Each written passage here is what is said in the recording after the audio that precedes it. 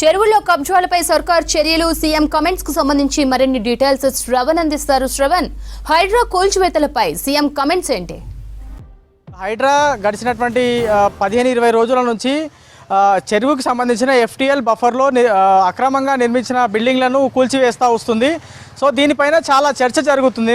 నాగార్జునకు సంబంధించిన ఎన్కన్వెన్షన్ కూల్చివేసిన తర్వాత చాలా చర్చ జరుగుతుంది. సో ప్రస్తుతం రాష్ట్ర ముఖ్యమంత్రి చెరువుల పరిరక్షణ హైడ్రా చేస్తున్నటువంటి యాక్టివిటీస్ పైన చాలా సీరియస్గా ఆయన స్పందించారు. చెరువులను పరిరక్షించడమే ప్రధానంగా మా బాధ్యత అనేటువంటి అంశాన్ని ఆయన చెప్పేటువంటి ప్రయత్నం చేశారు. అందులో ప్రభుత్వంలో ఉన్న వాళ్ళకి సంబంధించిన వాళ్ళే కావచ్చు, ప్రభుత్వంలో లేని వాళ్ళకి సంబంధించిన బిల్డింగ్ కావచ్చు, ఎవరినైనా సరే వదిలే ప్రసక్తి లేదు అనేది హైడ్రాకి సంబంధించినటువంటి యాక్టివిటీస్ని ఉద్దేశించి రాష్ట్ర ముఖ్యమంత్రి చెప్పినటువంటి అంశం. చాలా స్పష్టంగా చెరువులను పరిరక్షించడంలో మా పాత్ర చాలా కీలకంగా ఉంటుంది, ఆ బాధ్యత మా పైన ఉంటుంది. హైదరాబాద్ని పరిరక్షించాల్సినటువంటి బాధ్యత ఈ ప్రభుత్వం పైన ఉందని ఆయన ఒక అంశం చెప్తే, గ్రేటర్ హైదరాబాద్ వ్యాప్తంగా 185కు పైగా చెరువులు, HMDA పరిధిలో దాదాపుగా 400కు పైగా చెరువులు ఉండొచ్చు అని హైడ్రా ఒక అంచనాకు వచ్చింది. ఆ చెరువులను పూర్తి స్థాయిలో కాపాడేటువంటి బాధ్యతని హైడ్రా పైన రాష్ట్ర ప్రభుత్వం మోపింది. సో ఇప్పుడు హైడ్రా తన యాక్టివిటీ చాలా అగ్రెసివ్గా చేసుకుంటూ వెళ్తున్నటువంటి క్రమంలో కొంతమంది పొలిటీషియన్స్ కావచ్చు, కొంతమంది ఎవరైతే క్రిటిసైజ్ చేసేవాళ్ళు చాలామంది క్రిటిసైజ్ చేస్తూ ఉన్నారు. అంటే హైడ్రా నిజంగానే ప్రతి ఒక్కళ్ళ బిల్డింగ్ కూలుస్తుందా, హైడ్రాకి అంత దమ్ముందా అనేటువంటి మాటలు కూడా చెప్పే ప్రయత్నం చేశారు. ఎందుకంటే రీసెంట్గా చూసినాం, మాజీ మంత్రి KTR కూడా అన్నారు చాలామందికి సంబంధించిన ఫామ్ హౌస్లు కూడా FTL లెవెల్లో ఉన్నాయి, బఫర్లో నిర్మించారు, 111 GO పరిధిలోకి చాలామంది నిర్మించారు, మరి వాటి సంగతి ఏంటి అని చెప్పారు. సో ఆయన మాటకి అందరి మాటకు కలిపి దాంతోపాటు రాష్ట్రంలో ఉన్న ప్రతి ఒక్కళ్ళకి డౌట్స్ మీద ఇవాళ రాష్ట్ర ముఖ్యమంత్రి క్లారిటీ ఇచ్చినట్టు మనం చెప్పుకోవచ్చు.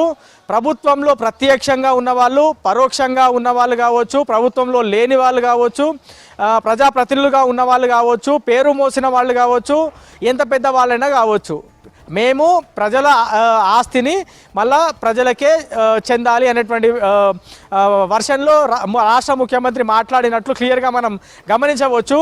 ఎవరు ఎన్ని మాటలు మాట్లాడినా, ఎన్ని విమర్శలు చేసినా హైడ్రా తన పని తను చేసుకుంటూ వెళ్తుంది. ప్రభుత్వం మీద ఉన్నటువంటి ప్రభుత్వం ఇచ్చినటువంటి ప్రతి టాస్క్ని హైడ్రా ముందుకు చేసుకుంటూ వెళ్తుంది. ఏ అక్రమ నిర్మాణాలు అయితే వాటిపైన ఫిర్యాదులు వస్తున్నాయో వాటిపైన వెరిఫై చేయడము, వాటిని పూర్తి స్థాయిలో తొలగించడం అనేది రెగ్యులర్గా జరుగుతుంది అనేది ఆయన చెప్పేటువంటి ప్రయత్నం చేస్తున్నారు. వాళ్ళ వీళ్ళకి సంబంధించిన అంటే నిజంగా పర్మిషన్లు తీసుకొని నార్మల్ జాగాలు, అంటే ప్రభుత్వానికి సంబంధించిన ఎక్కడైతే రెసిడెన్షియల్ ప్లేసెస్ ఉంటాయో అవి కాకుండా అక్రమాలను పైన ఖచ్చితంగా ఉక్కువాదం అనేది మోపుతూ ముందుకు వెళ్తామనేటువంటి అంశాన్ని ఆయన చెప్పేటువంటి ప్రయత్నం చేశారు. నిన్న నాగార్జునకు సంబంధించిన ఎన్కన్వెన్షన్ కూల్చిన తర్వాత ఈ విమర్శలు మరింత ఎక్కువ అయ్యాయి. ప్రతిపక్షానికి సంబంధించిన వాళ్ళు కావచ్చు, ప్రభుత్వంలో ఉన్న వాళ్ళు కూడా చెప్తా ఉన్నారు, రాష్ట్రంలో ఎక్కడ చెరువులకు సంబంధించిన FTL కానీ బఫర్ కానీ బఫర్లో నిర్మించి ఉన్నాయో వాటికి సంబంధించిన ఫిర్యాదులను సమాచారం ఉంటే రాష్ట్ర ప్రభుత్వం దృష్టికి తీసుకురాండి అని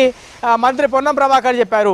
సో మంత్రి పొంగులేటి శ్రీనివాసరెడ్డి నేరుగా రంగనాథ్కి ఎన్కన్వెన్షన్ పైన ఫిర్యాదు చేస్తే ఆయన వెరిఫై చేసి రంగనాథ్ ఈ అంశం పైన సీరియస్గా యాక్షన్ తీసుకున్నారు. మొన్న శివరాంపల్లిలో MIM పార్టీకి సంబంధించినటువంటి ఎమ్మెల్యేకి సంబంధించిన బిల్డింగ్ కూడా అక్రమ, అంటే చెరువుకు సంబంధించిన FTLలో నిర్మాణం అయిందని గుర్తించి వాటిని కూల్చేశారు. ఇటు బాచిపల్లిలో కూడా పెద్ద పెద్ద బిల్డింగ్లు, ఎర్రకుంటలోని FTLకి సంబంధించిన ప్రాంతంలో నిర్మిస్తే వాటిని కూల్చేశారు. గాజుల రామారంలో దాదాపుగా 40 భవనాలను కూల్చేశారు. ఇటు గండిపేట వైపు కూడా చాలా ఎక్కువ భవనాలను కూల్చివేశారు. ఇట్లా అనేక ప్రాంతాల్లో, గ్రేటర్ హైదరాబాద్తో పాటు శివారు ప్రాంతాల్లో ఏవైతే చెరువులకు సంబంధించిన FTL బఫర్లో నిర్మాణం అయినటువంటి ప్రతి బిల్డింగ్ని కూడా వాటికి సంబంధించిన ఫిర్యాదు వస్తే అవి స్వీకరిస్తున్నారు, వెరిఫై చేస్తున్నారు, కూల్చివేస్తున్నారు.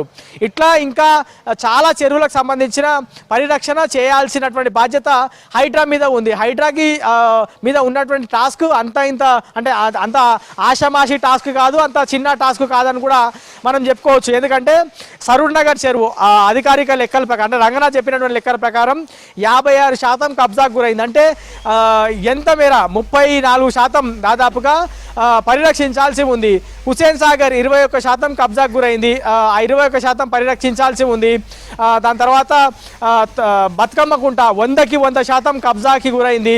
దాని తర్వాత తుమ్మిడికుంట అది ఆ చెరువు కూడా మొత్తము అంటే ఇటువైపున నిన్న ఎన్కన్వెన్షన్ పక్కన ఉన్నటువంటి తుమ్మిడికుంట కాకుండా మరో తుమ్మిడికుంట ఉంది చెరువు రంగారెడ్డి జిల్లాలో.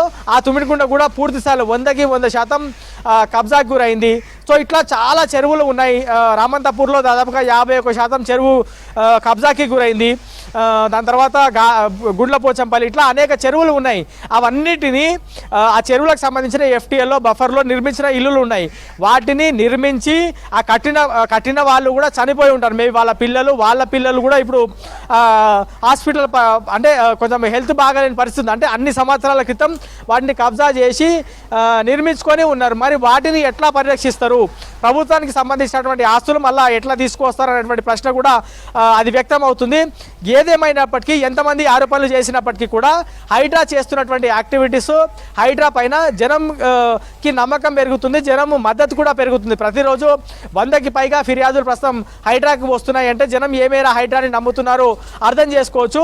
అది కాకుండా ఇవాళ గండిపేటలో కూడా చాలామంది విద్యార్థులు, గండిపేటకి సంబంధించినటువంటి సొసైటీ వాళ్ళు అందరూ కూడా ఒక పెద్ద వాక్ హైడ్రాకి మా మద్దతు ఉంటుందని చెప్తూనే రాష్ట్ర ప్రభుత్వం తీసుకున్నటువంటి హైడ్రా పైన చాలా వాళ్ళు